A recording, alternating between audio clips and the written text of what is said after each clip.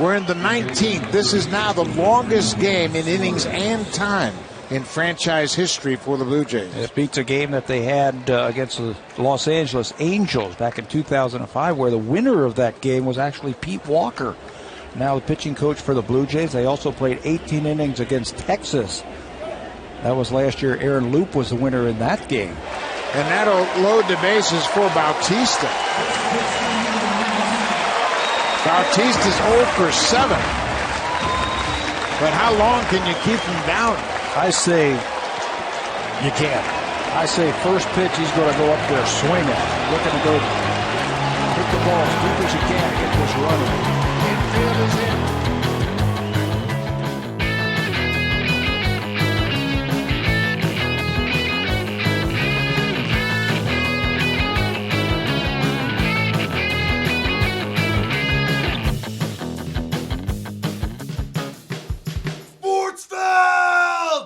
It is Sportsfeld Storytime. We are taking you back to what we are considering. I think this is a fair assumption. The most disappointing team of our baseball fandom. This 2014 team, as we said in the last couple episodes, looked and felt like a contender at points in this year. They came out of the gate very hot. They had, they had big games against important rivals. They were pretty far up. They were 13 games over 500 at one point. They were looking like the team that, all the upgrades, the Jose Reyes deal, Mark Burley, Josh Johnson, all these deals, R.A. Dickey. It was looking like we were telling ourselves they needed 1 year to sort of figure out who they were. And then the second year, they were putting it together and they had made some small moves and they were going to do it. And then, as we discussed in previous episodes, the trade deadline came and went and the attitude really seemed to sour on this team. And we investigate now sort of the fallout. We are taking you back the crux, the axis on which this season tilts for us. And the single game that we are investigating tonight in this episode is a marathon against the Detroit Tigers, a 19-inning game on Sunday, August 10th at the Rogers Center in front of 46,126, the conclusion of a series against the Detroit Tigers. Yeah, this is a game that I watched in 2 different time zones. That's unbelievable. 6 hours and 37 minutes for what it's worth. I was, coincidentally enough, in PEI. And it was our last day. We were traveling. And the game, there was like a bunch of time to kill before the flight. So I was in the Delta Hotel of Charlottetown. In the bar, because if you've never been to Charlottetown on a Sunday, the town doesn't open till 1 o'clock. So there was nothing to do. So I was in the Delta Hotel in Charlottetown, and I was in the bar, and I said, the Blue Jays are kind of interesting this year. Obviously, I'd been following the whole time, but sat down with a beer and watched the beginning of this game. And I believe I left for the airport at the end of the 9th. And then got to the airport, and the game was still happening. And so I said, okay, I guess I'll find out what happens when I land. And I was not flying direct. I was stopping in Montreal on the way home, a place I love, as we know. And we got to Montreal, and I said, oh, the baseball game's still going. That's weird. So I ended up watching the last couple innings of this in an airport bar in Montreal airport. And this was pre We the North. This is pre, I guess it's post We the North, but pre anyone else in Canada caring about Toronto sports. And people in Montreal don't really care about the Blue Jays anyway, because they're still bitter assholes about the Expos, that team they didn't support, because it's our fault they left. But no one really cared. And then I yelled very loudly when Jose Bautista won this game. And I think I disturbed some people in the restaurant. So if you're listening and you're in that restaurant in Montreal airport, I'm sorry if I bothered you, but also you should have gone to Expos games. You had the chance. Yes. Because my wife is a journalist, Jake, you and I, before this episode started, we ruminated, said, why in the world were there 46,126 people in the Rogers Center this day? And Jake, let's break this down, right? Back in the day, before they were a playoff team, what were the reasons there'd be that many fans at a Blue Jays game? It wasn't the home opener. Oh, I know. It wasn't a holiday. Why would there be that many? It was something for free. People are getting something for free. Replica Blue Jays batting practice hat day, August 10th, 20,000 free. hats. Whether that is the reason the park was packed, or as you said, they were a quasi-contender looking to make their name against, listen, a Detroit team who we forget was a very good team. They're 63-52. Basically, these two teams were tied. This is a 90-win Detroit team that finished first in the Central. It had been a playoff team the year before that, and the year before that, and the year before that, all the way back to 2011. So they were on a run of being 5 straight years of being a division winner right before they would fall off the face of the earth. But it was a very good team, a bit of a rivalry, Jays Tigers historically. But yeah, it was a giveaway day. And boy, did those fans get their money's worth for their free hat. I love this game for several reasons, let alone just the sheer chaos of it going 19 innings. I also love that this was basically the last good game this team played. Mm-hmm. This was like a team that sort of teased. We talked about this last week. Team that sort of teased us for a while. They started really hot and then kind of fell back to earth. And then they were like, you could tell, like in this August, they were like trying to make a run. They went on a bit of the last couple of games that they shouldn't have lost to Baltimore. And they're 3.5 back, 2.5 back to start August. They were 6 back going into this game of the division. So the wild card was very much still in play. And then it's funny, we're sitting here talking about how we decided to do this game because we want to talk about the disappointing team because we felt like we were going to have to link it to the 2021 team and how we've now seen the one big crazy game being the Oakland game completely turned around the 2021 Blue Jays season. And this should have been the one big crazy game that completely turned around the 2014 Blue Jays season. But instead it did pretty much the exact opposite despite winning this game. Yeah, they immediately lose 10 of 13. They immediately lose 4 straight. And you are correct. There are so many small things to love about this game. Some of the minutia, we'll get into the details in a minute, but some of the minutia of, there's things like Anthony Ghost pinch hits and then ends up taking 6 at-bats. Same with Yunori Kawasaki. He pinch hits and has 6 at-bats. One of them, I think my favorite line, there's 2 great lines in this game. The first one is Melky Cabrera goes 3 for 5 and has 5 walks. He gets on base 8 times in this game and doesn't score a run. If you can believe that. And listen, you could have given me, I don't know, infinity guesses as to who started at DH in this game for the Jays. And I would have never, ever gotten to Nolan Reimold. Judge Reimold, that's right. He goes 0 for 7 with 5 strikeouts and 2 walks. Not a great day. You get 9 at-bats, you go 0 for, and you strike out 5 times. That's a rough one day. We've got some other fun stuff from this game. Starting pitcher on the other side for the Detroit Tigers is one David Price. Crazy. And it's very funny as this game took place on August 10th, 2014. It's very funny to watch David Price here and then think where David Price would be 365 days from now. Unbelievable. Also, you have Rajay Davis starting in the outfield, in center field for the Tigers, who put up a nice 0 for 8 day with a walk. That's good stuff. All those at bats, not going to Miguel Cabrera went 3 for 9. Ezekiel Carrera also pinch hit and came into play center field for the Tigers in this game. Marcus Stroman pinch runs in this game. Eugenio Suarez, just a pinch hitter for the Tigers at this point in his career. Wow. Joba Chamberlain pitches an inning in this game. The Jays draw 14 walks in this game. Somehow. Damn. In 19 innings, that's not that impressive. You're correct. The Jays only give up 5 walks on the other end.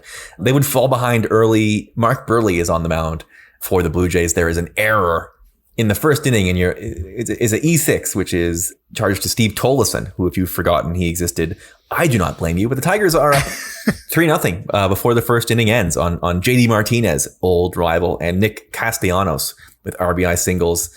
Really wild. There's a deep drive for Castellanos. So it's 3-0, and then JD Martinez doubles again in the third. It's 4-0.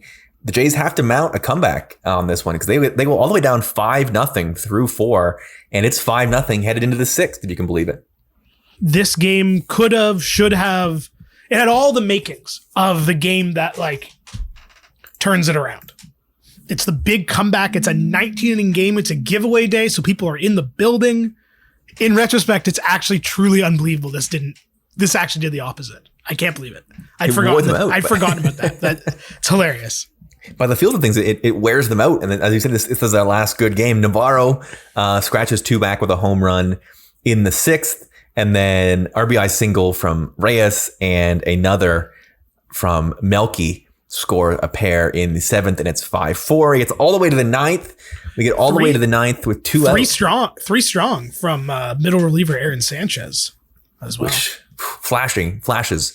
You get all the way to the 9th with the Blue Jays down 1 with 2 out. Go singles to lead the inning off, and then Rasmus strikes out Munenori Kawasaki into the game. He lines out. So with 2 out and a runner on, well, go stealing bases out there. Anyway, it's a double play overturned, by the way. That's right. A challenge. Base. Gibby's big challenge overturns a play, moves everything around, and then Go scores from second on the play. So if he could split Hunter, the right fielder, Carrera, the center fielder, that's a triple for Reyes. He can hit it over their head. There's a line drive, base it into center. Here comes Ghost. They throw to the plate, not in time. On a single from Jose Reyes to take us to extra innings, and that is just the beginning. There is a whole other game to play. It's a whole other game plus. There's another 10 innings to be played. I love the Gibby starting extra innings movement. You got Jose Bautista moves from right field to first base. Juan Francisco moves from first to third. And Anthony Ghost goes into the outfield. But Juan Francisco at third. Starting to realize why this team didn't make the playoffs. Just had the exact same thought. I was like, oh, I get it now. Juan Francisco was an important piece of this. I get why they didn't go anywhere. It all makes sense in hindsight. At the time, listen, we were like, hey, Juan Francisco. We were all sold on Juan Francisco. Then he struck out every at bat. And I was like, oh, okay. He had a bunch of home runs right out of the beginning of the year. And then. Yeah. And then everything else was a strikeout. And maybe, 33-year-old Munenori Kawasaki being an 82-game player. Maybe that's Brett Laurie hurt himself jumping into a cement pit, I think. Yes, he did. That is very correct. I actually don't know if that was the injury this year, but he definitely hurt from doing something, Brett Laurie. Anyway, there was no ghost runner rule at this point, obviously. The Jays would go quietly in the 10th. They put a runner on in top of the 10th, but they go quietly. Another runner comes on as Dustin McGowan pitches in the 11th. They get a runner to second, and they shut that down. The Jays go 1-2-3 in the 11th. Once again, the Tigers get runners on in the 12th, but McGowan shuts it down, and Aaron Loop closes the door with runners on first and second. The Jays do threaten with 2 on and 2 out in the 12th, but it is Nolan Reimold to fly out as Juan Francisco walked. Nolan Reimold.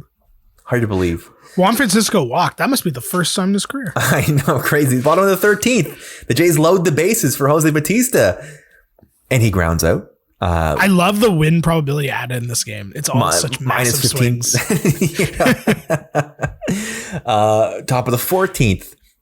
Once again, runners on first and second for the Tigers. Chad Jenkins gets out of the jam, and he would stay in this game the rest of the way. Chad Jenkins takes over in the 14th, and pitches the rest of the way, which is wild.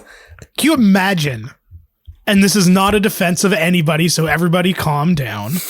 Can you imagine in 2021 if in a 19-inning game when they're in the thick of a wild card race in August, if Charlie put in I'm trying to think what the 2021 equivalent of Chad Jenkins is. Just Trent Thornton. Don't think too hard about it. Yeah, I feel like Chad Jenkins might have been better. But he's like, hey, pitched the last 6 innings. You're right. This one. He did. Chad Jenkins had a 2.56 ERA. So maybe I'm being too harsh. Letting anyone pitch the last 6 innings of a 19-inning game in 2021, the internet would explode. Total madness. The Jays load the bases again in the 15th for Juan Francisco, and he grounds out. The Tigers load the bases in the top of the 16th for Torrey Hunter. And he grounds into a Sesame Street 1-2-3 double play. That Torrey Hunter, damn. 35% win probability change. Bottom of the 16th, the Jays put 2 on, and Kawasaki lines out.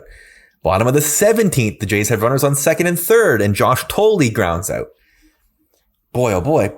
In the 18th, the Tigers put 2 on, and Torrey Hunter once again grounds out to first.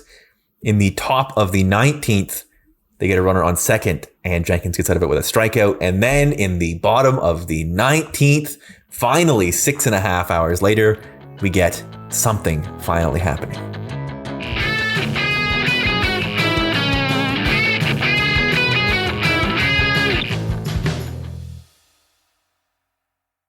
Kawasaki leads it off with a line drive to left center. Jose Reyes bunts. Sacrifice bunt in front of home. A bad throw moves Kawasaki to third, moving the Jays' win probability at the time to 94%.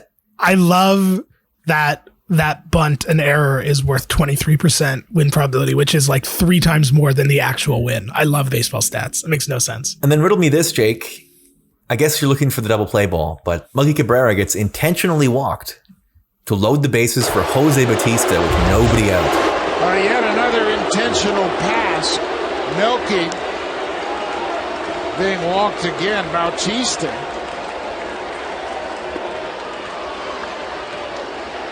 On deck. Melky has been given 2 intentional walks. And that'll load the bases for Bautista. Bautista's 0 for 7. But how long can you keep him down? I say you can't. Yeah, I'm not going to sit here and defend that one. Not the move I would have made, but you know. You know, it's the 19th. You're tired. There it is. Game winner for Bautista. The Blue Jays walk off the Tigers for a second consecutive day. The fans stayed around, and they were treated to a doozy. Slider down and away, and that'll do it. Put a lid on that one as Bautista cashes in Kawasaki. Ball game. What an afternoon of baseball here at Rogers Center. They gain ground on the Orioles, they gain ground on the Yankees, and they win the series against the Tigers. First time they've had consecutive walk-off wins since 2006. Sends him home happy. Single to deep right field. Kawasaki scores. Blue Jays win this one 6-5 in 6 hours and 37 minutes. The game that starts at 1:07 ends at what, 7:45? That's bananas. It was a long day. It's a long day. 5 runs on 22 hits for the Tigers, 6 runs on 17 hits and 14 walks for the Blue Jays. Jesus. Wild. You'll never see anything like it. Not with the rules, the way they are, I'll tell you that much. I can't believe this used to happen, honestly. I kind of miss it. Like, I hate the runner on second, but I do like that it eliminates like 25 inning games. I don't hate it as much as I expected to. I definitely don't like it, but I don't hate it. I like the 7-inning doubleheaders though. That should stay forever. Yes, and they should always be on weekends, as I said yes, before. Absolutely agree. That would be, as you said, the last good vibe the 2014 Blue Jays had in the container. They would only hurt us the rest of the way, unfortunately. Yeah, it was this kind of, as always, Jose Bautista was right. They didn't load up when they had the chance, as we talked about, and they paid for it. Well, they learned their lesson, I suppose. As Casey Janssen said, must be nice to be one of those teams. The rest of the way, the Blue Jays would disappoint, quite frankly. This was their 63rd win. They would only win 20 more games. The rest of the way, they would go, what is that? That makes it 20 and 23 the rest of the way. So not a complete disaster, but you're under 500 the rest of the way when you're in a playoff rush. Not ever what you want. And I believe there was like a win streak at the beginning of September when they were already out of it. So it kind of was a hollow 20 and 23. That's right. I think they undo one of the bad runs. But again, as I said, they lose 10 of 12 right after this game. So the vibes on the floor, we will look at how they bounce back, what comes next. And listen, the building of a playoff team in the offseason to come next time on Sportsfeld Storytime.